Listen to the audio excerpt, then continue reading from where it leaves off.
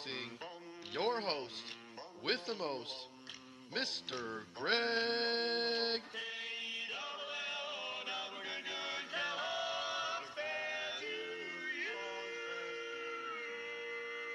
Along with Rick Brusuelas and Dennis Michelson.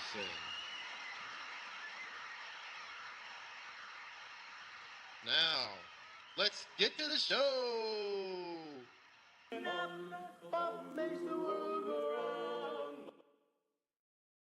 Welcome to the Sports Affiliation Snap, Crackle, and Pop, where we tell you the news you need to know, the bus you need to sit, and the sleepers you need to start. Now, last week, we did pretty well. We were 7-3 overall, but we'll get into that a little bit later. First, you need to know who's hurt because this weekend was massive. So, Pop, what do you got? Well, hi everyone, and we do have a ton of injuries, so I'm going to just try to focus on the ones that are most important. But first of all, before we get to the injuries, this is the first of the bye week. So this is bye week 5, and teams that are going to be sitting out are the Green Bay Packers, the Chicago Bears, Pittsburgh Steelers, and Atlanta Falcons. So obviously you want to use those, you want to not use those players in your starting lineups. So let's get into the injury report. Probably the biggest and most impactful was the Malik Neighbors injury. He had a non-contact injury. Turns out it was a torn ACL. He is out for the season. The impact of that, of course, will be with new quarterback Jackson Dart. He loses kind of his primary receiver.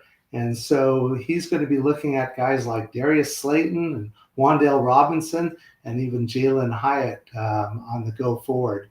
Also look for more work from our tight end Theo Johnson.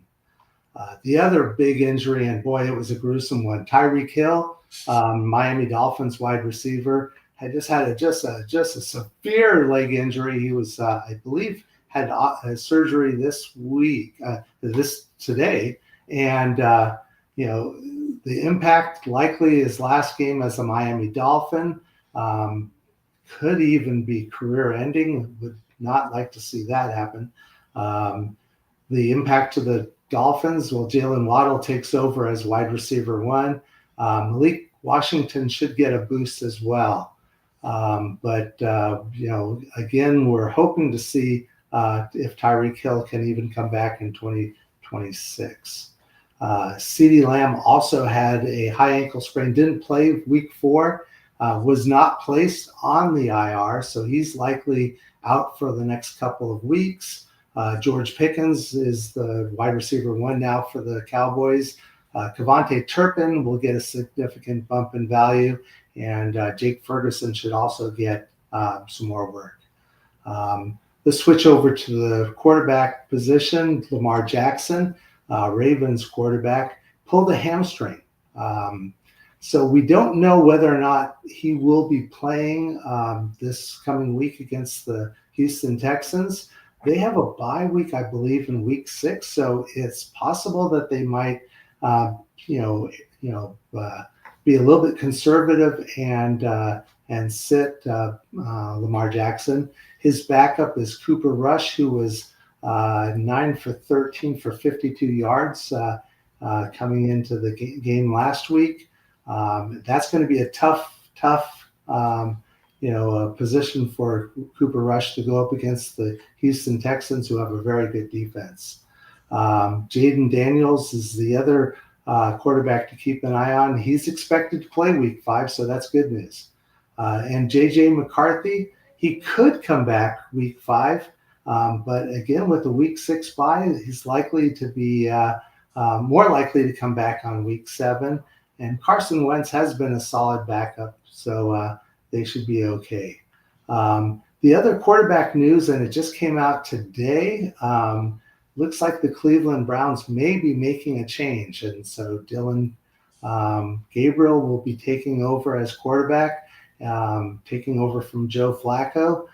His first game, though, is against a really tough Minnesota defense. So probably, unless you are just desperate for a quarterback, probably want to just sit Dylan Gabriel. Going to the running backs, we got Josh Jacobs, the Green Bay Packers running back. He had a knee injury late in the game. They have a bye week in week 5, so he's likely not to have any impact on them, and he'll probably be back week 6. Bucky Irving, Tampa Bay Buccaneers running back, is getting an MRI. I haven't gotten any information yet on what, if anything, they found. If Irving is out, Rashad Smith will become the running back 1 in Tampa Bay. And in deeper leagues, you might look to see if Sean Tucker is available.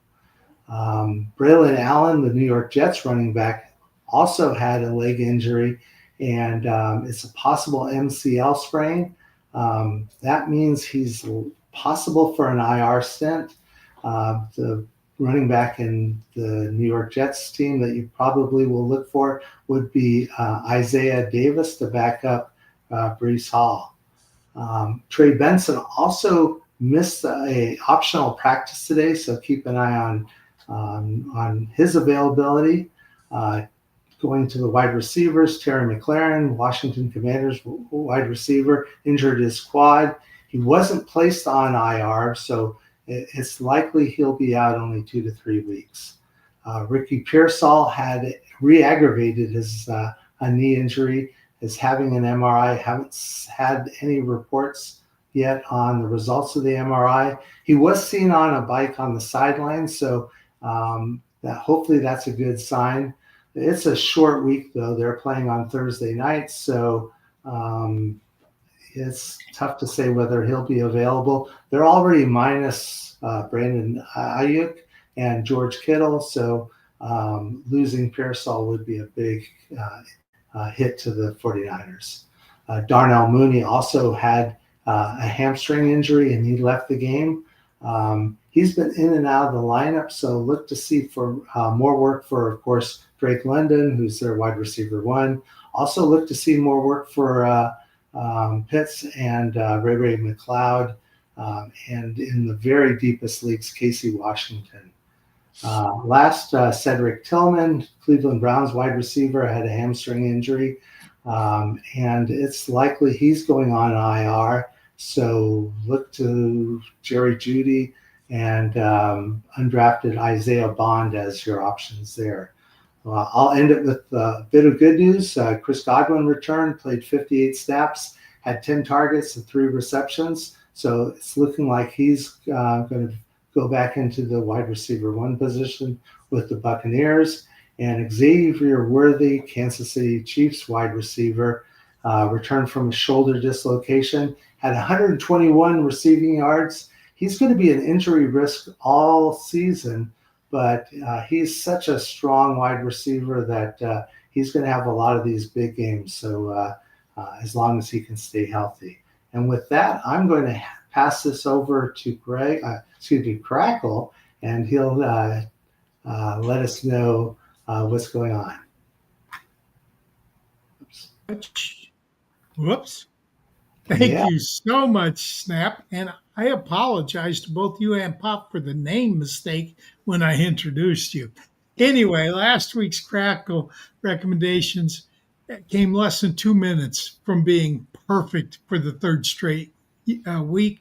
DeAndre Swift scored a touchdown with 134 left that popped him into the top 24. That kind of sucked. On the Pop side, we had our first 500-plus week with 3 and 2. So Pop is getting it on, and he's getting the hang of it. Last week, I would say that my best Crackle recommendation was Wan'Dale Robinson. He finished at wide receiver 74. And that Pop's best recommendation was probably Justin Fields. He finished at quarterback 4. So we're doing very well. And right now for this week, I'm starting off Crackle with Mr. Matthew Stafford. Now, I hate doing this because Stafford is one of my all-time favorite players. When he was with Detroit, what he did with the separated shoulder to get us into the playoffs, I'll never forget that. But let's face facts. He's 37 years old. He's managing a back injury that's pretty serious. And he's facing a 49ers defense that's sixth best in the NFL in passing yards and passing TDs allowed. I mean, if he was a threat to run, he wouldn't be here, but he's just not. He has 10 carries for -2 yards so far this year. So get Stafford out of your lineups, even with the bye weeks. At running back, I love this kid. I really do. He plays the game the way I like to see running backs play the game. I'm talking about running back Jordan Mason from Minnesota, but he's playing in Cleveland. And Cleveland has shut down every running back except Jahmyr Gibbs. And let's face it, Mason doesn't have Gibbs get up and go. And also, Mason only has 7 targets this year, 6 catches, 28 yards. That's through 4 games. He just can't really do what Gibbs can do, which is the only running back that's done anything against the Browns this year. So I can easily see a sub 10-point game for Jordan Mason. At wide receiver, I'm going to go with Mika Egbuka, probably because he's an Ohio State guy more than anything. I mean, it's Michigan guy. I can't play Ohio State guys if I can avoid it. But truthfully, the Seattle Seahawks, who he faces this week, they're among the top defenses in the entire league at limiting PPR fantasy points to wide receivers. Over the last 5 weeks or season long, opposing wide receivers have scored averaged 17.2 points against the Seahawks. That's all receivers, 17.2. The league average is 33.6. So they're a good pass defense team. I'm expecting Egbuka to get about 5 catches for 60 yards, but no touchdowns. If that holds true, he shouldn't be in your lineups. At wide receiver, I'm going back to who was my bonus pick last week, and that's Mark Andrews. He's playing a Houston defense that's pretty good. Now, Andrews did have a remarkable week 3 game against my Lions, no doubt, but his other performances were largely forgettable. And this week, like I say, that Houston defense is 5th best against opposing tight ends, 5th in the league. And to complicate things further, as our friend Snap told you, don't expect to see his quarterback on the field. It's not going to be Lamar Jackson. He may miss 2 or 3 weeks with what he got done to him. So sit Andrews this week. Now, I'm going back to another guy that was our tight end sit last week, Zach Ertz. I'm going to sit both of them guys again this week. Now, Ertz last week, I told you, the only reason he was in the top 12 is because he scored a touchdown in week 1 and week 2. He did not score one last week. He's got poor usage, to be honest. He's only in the top 12 because of those touchdowns. And the Chargers, you can score on the Chargers. They did give up a touchdown to tight ends in week 1 and week 4, but 2 of the weeks they didn't. I'm guessing they don't give up anything to Zach Ertz this week. And if we do get Daniels back, how good is he going to be? Because he's coming off a missed game. So they just that Chargers defense doesn't give up many catches or many yards. I think they're 4th or 6th in terms of yards and catches. So that's a team you want to avoid if you got a tight end. So that's who I'm stopping there. But in the meantime, Pop has got some people he wants to start. Thank you very much, Greg. And I am going to go right back to the well at quarterback. He did well for me last week, and I'm going with Justin Fields. Although, guys, I think I would start my Uncle Bob against the Dallas Cowboys if they put him in at quarterback, because the Cowboys haven't been able to stop anybody. And as a matter of fact, it's been so long since the Cowboys have been great. A lady who was on the Dallas Cowboy cheerleaders for the last Super Bowl team, her granddaughter could be on this year's squad. But they're home against Dallas. And Dallas has yielded 27.9 points per game to quarterbacks. That's the worst. Fields in his 2 healthy games finished as QB2 and QB4. So I'm looking for another big week from Justin Fields. At running back, I'm going to go right at that Dallas defense again. They've given up the 6th most points to running backs in the league this year. Breece Hall should see a little bit of a volume bump with Braylon Allen out.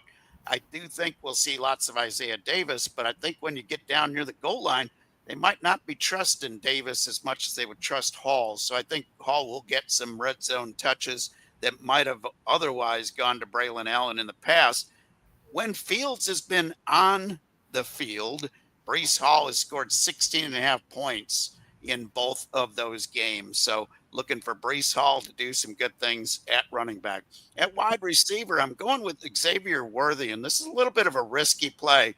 As my friend Snap told you, one hit is all it would take to knock him out. But I was impressed that he played 59% of the snaps last week in his first week back, had 8 targets. Mahomes threw for 4 touchdowns. So this offense is cooking with Worthy back, and not a single one of those TDs went to Worthy. So I think he is such a big playmaker that he will get in the end zone at least once this week. At tight end, I'm going with Travis Kelce. He's 13th in points, folks. And anytime you get the back class of Travis Kelce, and my sources are telling me that Taylor's going to be at a road game on Monday Night Football. So Kelce's going to have a big game with the future misses in the stands. But all kidding aside, folks, 6 targets in weeks 2 through 4, and hasn't had a touchdown since that week 1 game against the Chargers.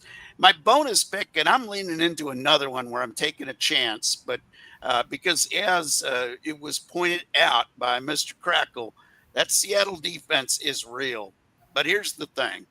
With the Seattle defense being tough against the run as well, and with Bucky Irving maybe not being close to 100% and might even sit this one out, I think we're going to see a lot of Baker Mayfield airing the ball out against Seattle.